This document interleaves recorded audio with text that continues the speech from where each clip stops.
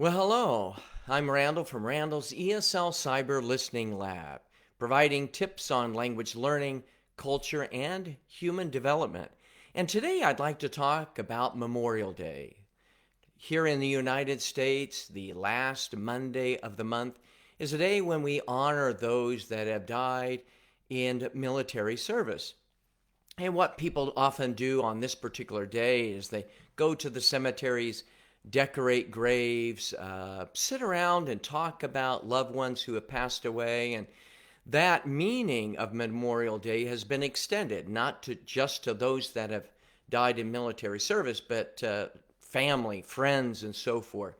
And today, what I'd like to do is I'd like to connect the idea of Memorial Day to our own family, our son Josh, who passed away, to how this has affected and impacted my own development of my website and the themes, and also my own teaching and connection with my own students, family and friends, and strangers.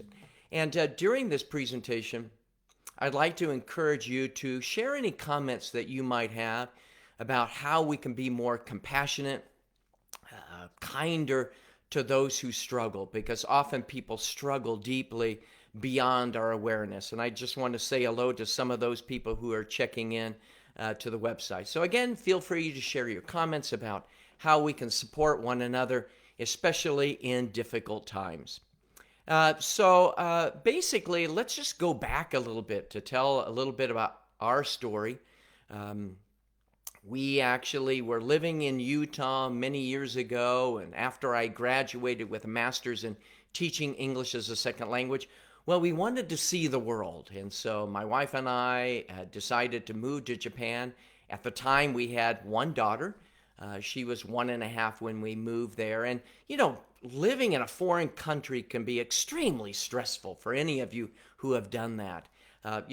Shopping and connecting with others and just the daily task, riding a bus, can all be very, very difficult. But having another child was extremely overwhelming for me. The fear of just being in a new country, having a baby there was just really stressful. But over time, we decided to have another baby. And, my wife, when she was 17 weeks pregnant, we were living in Tokyo at the time, her water broke. And the flood of emotions, going to the hospital, the doctor indicating that we would probably lose the baby was just nerve-wracking. And fortunately, we had family and friends who were, well, not family, but we had friends in the area that were assisting. And Diaz mentioned putting ourselves in people's shoes. Thank you for that comment. I think is the way that we can connect with other people. Well, as a result, my wife was at home for the next 5 months. It was just uncertain as to whether we would, whether the baby would live or die. And eventually, our son Joshua was born. And that was a great experience for us to have a new baby, to have a baby in a foreign country. So as time passed, he seemed to be okay. But when he was about 1.5 years old, we noticed that when he was looking at the TV, he kind of would look at an angle. And we were trying to figure out what could be going on. And so we went to a doctor, and they diagnosed him with a congenital cataract. So there was a clouding of one of his eyes, so he couldn't see out of that eye. And again, I'm talking about Joshua, our son, and feel free to make any comments you have about the struggles that people have, especially when living in a foreign country. And again, I'm connecting this a little bit later to Memorial Day and remembering those of our family members who have died. Well, basically, we took him to the doctor. It was determined that he had this congenital cataract, and later on, he had an eye operation. And even though we did patching and a variety of techniques to try to strengthen the bad eye, well, throughout the rest of his life, he was really blind in that particular eye. That as a father, you're hoping that your children will have clear vision, that will go throughout their lives without any issues and problems. We returned back to the United States, and our son Joshua, well, he was very inquisitive. He loved the outdoors. He loved animals. He had a bearded dragon. And the other thing, he loved anything Apple. And he actually would write Steve Jobs and praise him on, the new developments within the Apple company, their designs of their computers and so forth. And over time, when he was 10 years old, he actually went with me to attend the International TESOL Convention. That was in 2003 in Baltimore, Maryland. And he was probably one of the youngest people, to ever attend the conference, and he assisted me in one of my presentations talking about audio recording and the internet. But at that point, that was around 2003, but over the next few years, he began to experience chronic depression and a lot of different mental health issues that I talk a little bit about on Joshua's website. And when you see people struggle emotionally, initially we're trying to figure out why. And unfortunately, when you're talking about a broken arm, you can actually see the break. You can actually take an x-ray and see what is going on with that particular part of the body. But when people struggle with mental health issues, it's something that is totally more complex. And as a father, I just felt overwhelmed. How do I help my son? How do I help him be happy? It was just a really, really difficult. And from the outside, sometimes we say, just cheer up, just be happy. But often there is a deep stigma of why people struggle with depression and so forth. And sometimes there were periods where he would crawl under his bed, and we didn't understand that as well. And sometimes when people struggle with depression and so forth, it's like they're like a 900-pound gorilla is sitting on their chest, gasping for breath and just wanting to just not feel that you're broken all the time. And during this period of time, for about 10 years, he was in and out of the hospital trying to receive treatment for mental health issues. And eventually, and unfortunately, in 2012, he died by suicide. And I talk a little bit about that on my website. Someone is mentioning also about culture shock being a problem. It's advisable to learn as much as you can about that country where you're heading. Certainly, that's important. And even when you're in the country that you're familiar with, when you undergo and you're experiencing health issues, that can be traumatic, especially when people don't understand your situation, don't understand your particular life. And, there have been many times when I've been to conferences speaking on Joshua, speaking on the struggles that students have. And I've had teachers approach me and say privately, I struggle too. And I can't tell my family, I can't tell my colleagues because of the stigma of how people view mental health issues. People often ask me, and connecting this to Memorial Day and remembering my son and remembering family and friends who have died, how has the loss of my son impacted my own development of my website, my connection with family and friends, and also the connection I have with students? And I'd like to share a couple of ideas to kind of wrap up these thoughts today. First of all, I began to realize that so many people suffer silently because of the stigma of feeling broken, especially when we're dealing with depression and so forth.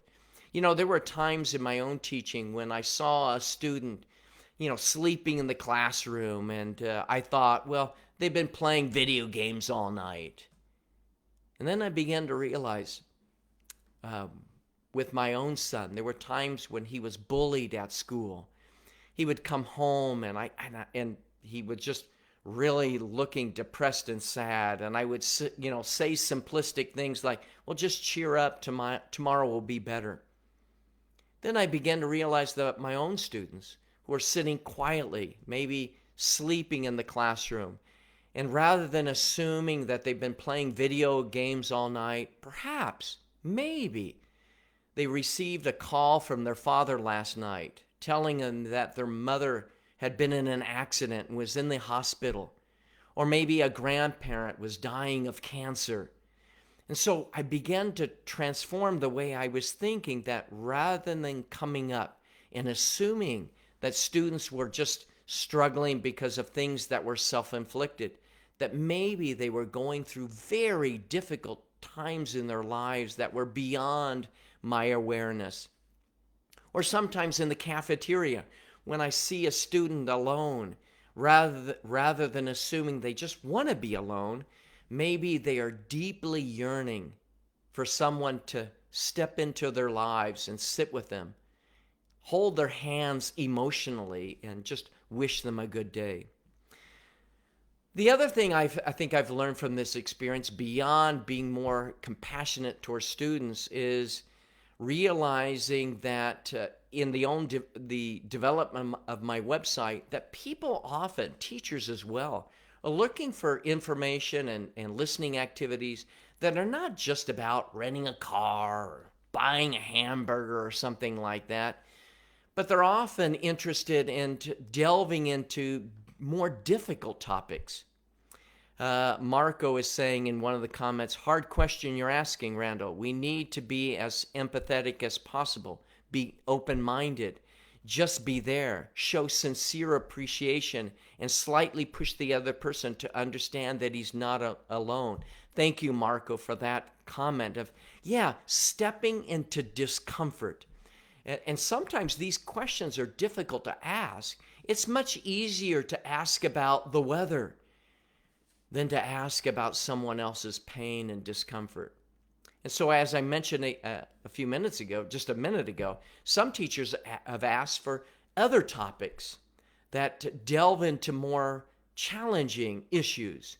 And so on my website, I've done more recently issues dealing with homelessness, about drug addiction, dating violence, bullying, suicide. And these topics, yes, these are topics that often we feel uncomfortable to discuss, but there's something that really needs to be addressed more. Certainly, I will continue to create humorous conversations that make people smile, that are interesting, that are engaging. But I think people in general, we are social animals, and we yearn to be understood. We yearn for human connection. And that's one of the greatest lessons that I've learned. And I'd like to finish up my thoughts. Someone is mentioning, Lorenzo says, I remember when your child passed away. I was one of your followers on your blog. I'm really sorry. And I appreciate that. And let me kind of close by sharing one experience that I think has really culminated in my, hopefully, being a better human being, a better listener. There was a time, I think, in growing up when I thought I was, a great listener. And I think about 15 years ago, there was a period of time when my own children began to tell me, Dad, you just don't listen. You just, you try to give us advice all the time, but you never take the time to listen. I think that's a really important point.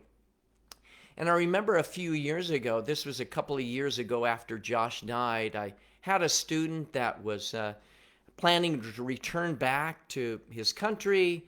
He and his wife were expecting a new baby, and I wished him well, and I was looking forward to them returning, for him to return and tell a little bit about, how things went.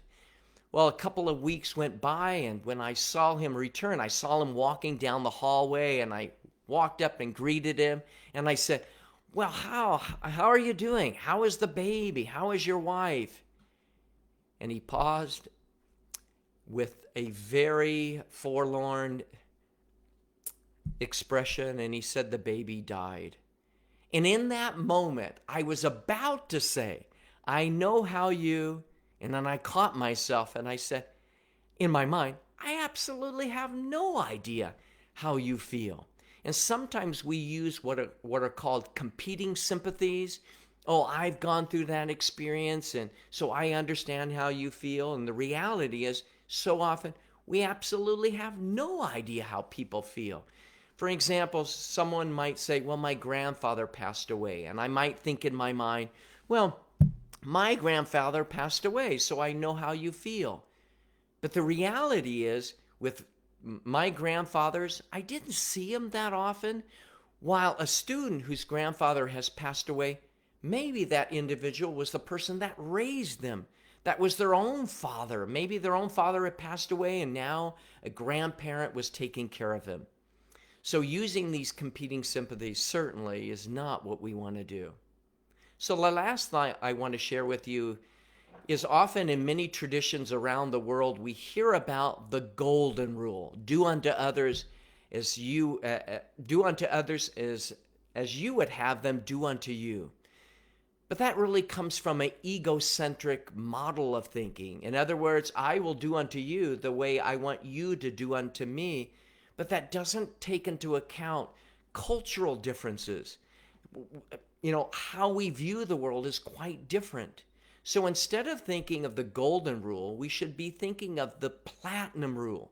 Do unto others do unto others as they want to be treated. And rather than seeing your way as being the model of how you should treat others, we think of other people first. How do they want to be treated? Which I think is really at the center of all that we should do. So I want to kind of conclude by saying, and again, Sergio says, God bless you, all this great work you've been doing. Depression is something that we should be vigilant all the time. And I think a lot of people just want to be validated. They just want to be understood. And so even in many of my conversations, I try to focus on human validation, trying to understand and promoting that type of idea. So throughout the years since my son has passed, I've tried to remember and remind myself, Memorial Day is a day when we should be thinking about those that have died, but not trying to love people from a distance, stepping up, trying to give people the emotional hug of empathy. And I think that over time, in some of the topics on my website and also in my teaching, I've tried imperfectly to emulate that idea of connecting with people. And so my hope would be for all of you, whether you're a teacher, whether you're a student, and again, if you're a teacher, try to have greater compassion for those students in your class who seem disconnected. Also think about your colleagues who might be struggling silently and you don't know why. And as a student, keep in mind of those students that are in your classes. Well, perhaps not right now with COVID going on, but thinking about those people in your families and friends who are just yearning to be understood.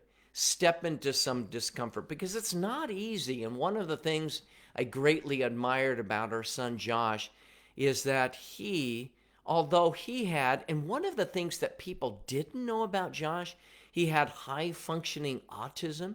Sometimes there were social cues that he missed, but he compensated for those. He recognized that, meeting new people is extremely uncomfortable. I don't know how to meet people, Dad.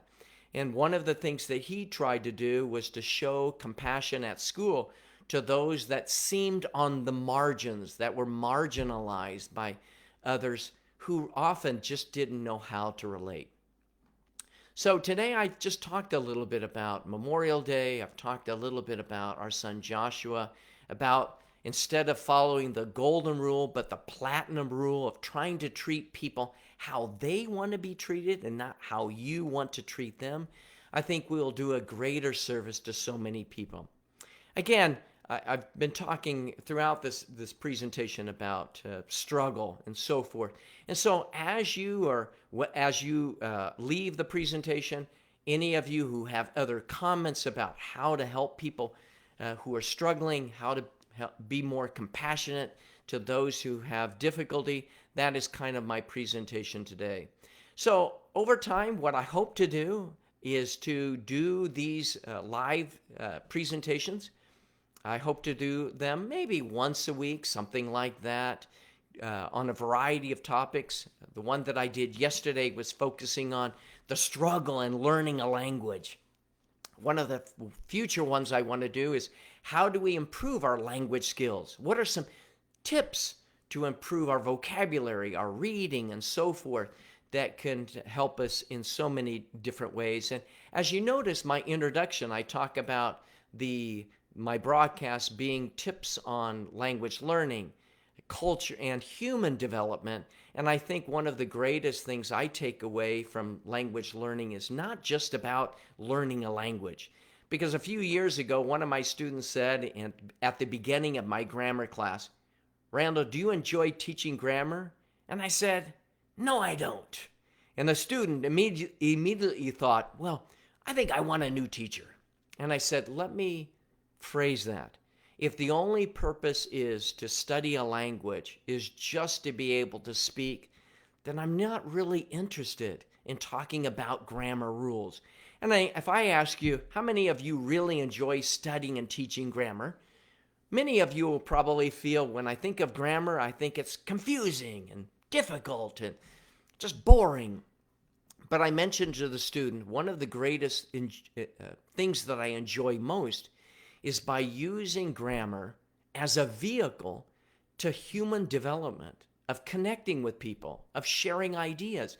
That is the purpose. And if you can see my tie with countries from around the world, that is the goal that I hope to do with these live broadcasts and with my website, teaching language, but teaching greater understanding of other people, especially for those people that are marginalized, those people who feel that they're struggling. And I see another comment about practice is the best way to improve English.